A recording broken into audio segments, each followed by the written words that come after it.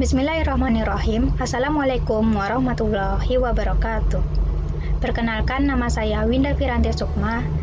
Saya berasal dari Universitas Islam Negeri Sultan Syarif Qasim Riau, Fakultas Tarbiyah dan Keguruan Pendidikan Kimia kelas 5A. Saya di sini akan mempresentasikan tentang dampak negatif pencemaran udara terhadap kehidupan makhluk hidup. Sebelum kita mengetahui dampak pencemaran udara, kita tuh harus mengetahui dulu apa sih itu pencemaran udara. Pencemaran udara adalah peristiwa di mana masuknya atau tercampurnya suatu unsur-unsur berbahaya atau polutan ke dalam lapisan udara atau atmosfer yang dapat mengakibatkan menurunnya kualitas udara di lingkungan. Jadi, udara itu sebagai komponen lingkungan yang paling penting dalam kehidupan yang perlu kita pelihara dan kita tingkatkan kualitasnya, sehingga dapat memberikan daya dukung bagi makhluk hidup untuk dapat hidup secara optimal. Jadi, standar bagi kualitas udara itu sudah diatur dalam Peraturan Pemerintah Nomor 41 Tahun 1999, yang mana ini dinyatakan dengan nilai indeks standar pencemaran udara yang disingkat dengan ISPU. Jadi, ISPU adalah angka yang tidak mempunyai satuan yang menggambarkan kondisi kualitas udara ambien atau udara bebas di lokasi dan waktu tertentu yang didasarkan kepada dampak terhadap kesehatan manusia, nilai estetika, dan makhluk hidup lainnya. Jadi, ISPU ini dapat kita peroleh dengan cara mengoperasikan stasiun atau alat pemantau kualitas udara bebas secara otomatis dan berkesinambungan. Yaitu apabila hasil pemantauan menunjukkan ISPU-nya itu mencapai nilai 300 atau lebih, berarti udara tersebut dapat kita kategorikan dalam kategori berbahaya bagi kesehatan manusia. Yang kedua yaitu penyebab pencemaran udara. Penyebab pencemaran udara ini yaitu ada dua. Yang pertama biogenik, yaitu secara alami. Yang kedua antrogenik, yaitu karena ulah manusia. Yang pertama yaitu biogenik, contohnya yaitu debu yang berterbangan akibat tiupan angin, abu atau debu yang dikeluarkan dari letusan gunung berapi, berikut gas-gas vulkaniknya. Yang ketiga yaitu proses pembusukan sampah organik dan lain-lain. Yang kedua yaitu antropogenik, contohnya yaitu hasil pembakaran bahan bakar fosil. Yang kedua yaitu debu atau serbuk dari kegiatan industri. Yang ketiga yaitu pemakaian zat-zat kimia yang disemprotkan ke udara seperti aerosol. Jadi, kecepatan dalam penyebaran ini sudah pasti tergantung pada keadaan geografi dan meteorologi setempat. Yang ketiga yaitu dampak pencemaran udara. Dampak pencemaran udara ini di sini yaitu ada 5 yang akan kita bahas. Yang pertama, dampak pencemaran udara terhadap lingkungan alam.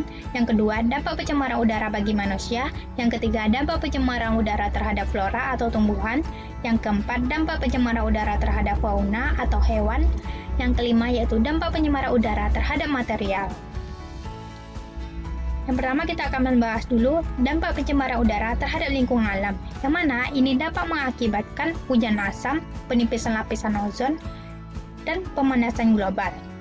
Hujan asam adalah hujan yang memiliki kandungan pH atau derajat keasamannya itu kurang dari 5,6. Jadi, proses terbentuknya hujan asam ini disebabkan oleh senyawa SO2 dan NO2 dan NO3 yang dihasilkan dari proses pembakaran bahan bakar fosil seperti kendaraan bermotor dan pembakaran batu bara atau pabrik dan pembangkit energi listrik, yang mana ini akan menguap ke udara dan sebagiannya lagi akan bercampur dengan oksigen yang dihirup oleh makhluk hidup dan sisanya akan langsung mengendap di tanah sehingga mencemari air dan mineral tanah. Jadi, senyawa yang menguap ke udara ini akan bergabung menjadi bentuk embun dan dengan bantuan matahari dia akan diubah ke bentuk tetesan-tetesan air yang mana kita sebut dengan hujan asam. Yang kedua yaitu penipisan lapisan ozon. Penipisan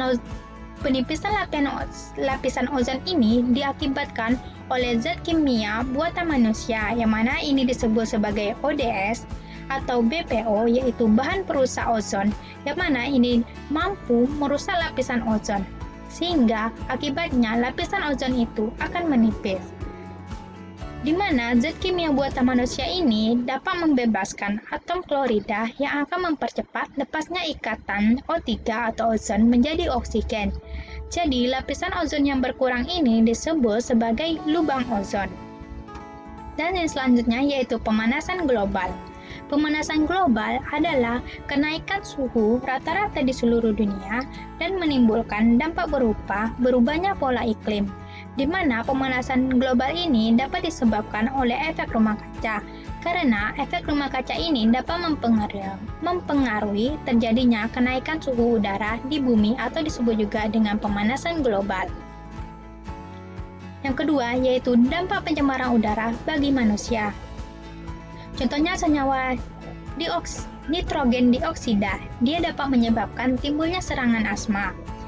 Yang kedua yaitu hidrokarbon, yaitu dapat menyebabkan kerusakan otak, otot, dan jantung. Yang ketiga yaitu ozon, dapat menyebabkan iritasi pada hidung, tenggorokan terasa terbakar, dan memperkecil paru-paru. Dan yang keempat yaitu timbal, dapat menyebabkan gangguan pada tahap awal pertumbuhan fisik dan mental serta mempengaruhi kecerdasan otak. Dan yang kelima yaitu klorofluorkarbon, yang mana dapat menyebabkan melanoma atau kanker kulit, khususnya bagi orang-orang yang berkulit terang, dan dapat menyebabkan katarak dan juga melemahnya sistem daya tahan tubuh. Yang ketiga yaitu dampak pencemaran udara terhadap flora atau tumbuhan, yang mana ini terbagi dalam kategori atau golongan dua, yaitu gangguan secara primer dan gangguan secara sekunder.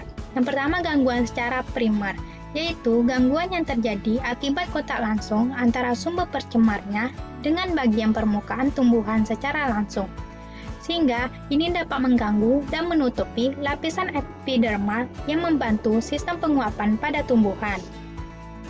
Yang kedua yaitu gangguan secara sekunder, yang mana gangguan ini terjadi pada tumbuhan karena pencemaran yang mengganggu pada sistem akar, yang mana ini terjadi karena penumpukan polutan atau pencemaran pada tanah dan permukaan air, sehingga gangguan ini akan menghalangi proses alterasi dan nutrisi yang berada dalam tanah dan sekitar tumbuhan. Jadi, gejala yang tampak karena pencemaran udara terhadap tumbuhan ini yaitu terjadinya penampakan kurang sehatnya pada daun, hilangnya warna, dan gugurnya daun. Sedangkan gejala yang tak terlihatnya yaitu kemampuan pertumbuhan, berkurangnya kemampuan berfotosintesis dan alterasi, dan kemampuan stomata yang menurun dan reproduksi sel.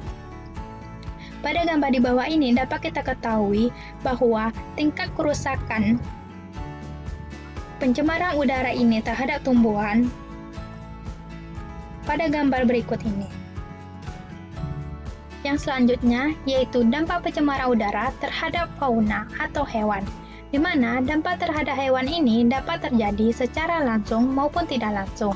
Secara langsung yaitu terjadi bila ada interaksi melalui sistem pernapasan sebagaimana terjadi pada manusia.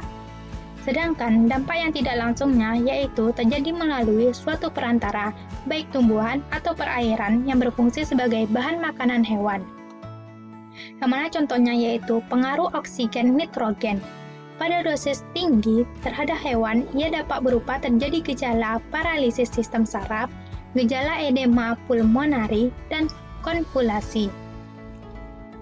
Dan selanjutnya, yang kelima yaitu dampak pencemaran udara terhadap material, di mana dampak pencemaran udara terhadap material yaitu terjadi pada bangunan-bangunan, logam, batuan, kulit, dan lain-lain, yang mana digambarkan sebagai dampak pencemaran udara terhadap lingkungan alam sekeliling, di mana seperti timbulnya karat pada permukaan logam yang menyebabkan terlepasnya dan hilangnya material dari permukaan serta berubahnya kemampuan elektris logam juga merupakan contoh pengaruh pencemaran udara yang cukup penting.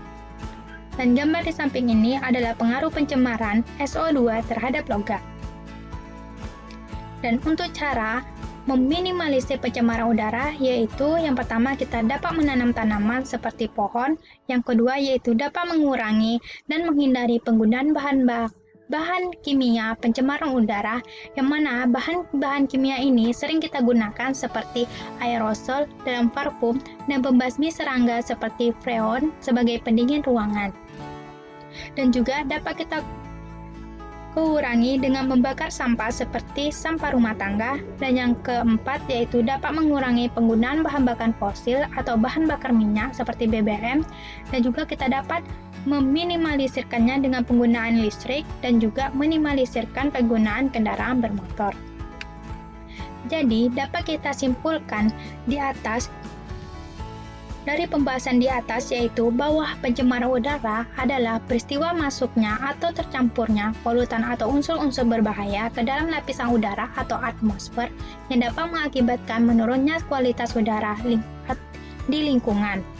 Jadi penyebab pencemaran udara ini secara umum ada dua, yaitu secara biogenik secara alami dan secara antropogenik karena ulah manusia.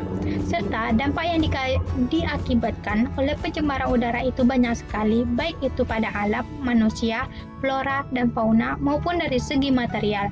Maka dari itu, cara untuk meminimalisir pencemaran udara yaitu dengan cara menanam tanaman, mengurangi dan menghindari penggunaan bahan kimia pencemar udara, yang mana bahan kimia yang tadi yang paling sering kita gunakan yaitu seperti aerosol, yaitu tidak membakar sampah seperti sampah rumah tangga, dan juga tidak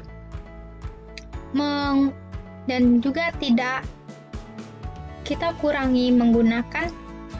mengurangi penggunaan bahan bakar fosil atau bahan bakar minyak, dan juga kita meminimalisirkan penggunaan listrik dan meminimalisirkan penggunaan kendaraan bermotor. Baiklah, sekian dari hasil presentasi saya. Apabila ada kata-kata yang salah, saya mohon maaf. Wassalamualaikum warahmatullahi wabarakatuh.